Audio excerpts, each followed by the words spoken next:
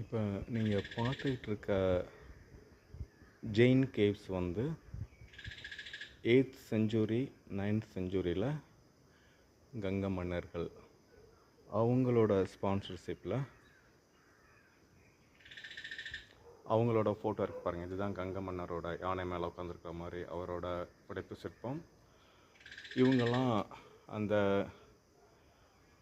ஜெயின் துறவிகள். அப்புறம் ஒரு அம்மன் கையில் ஒரு கொடி பிடிச்ச மாதிரி அதுவும் படைப்பு சிற்பமாக இருக்குது. நீங்கள் இங்கே பார்த்துட்ருக்க மாதிரி வெவ்வேறு சமண மத துறவிகள். ஸோ பெண்களும் வந்து அந்த காலத்தில் வந்து அவங்களும் துறவரம் போன்று அவங்களும் தவம் பண்ணியிருக்கிறாங்க. இதுலேருந்து அதான் தெரியுது. இந்த மாதிரி அந்த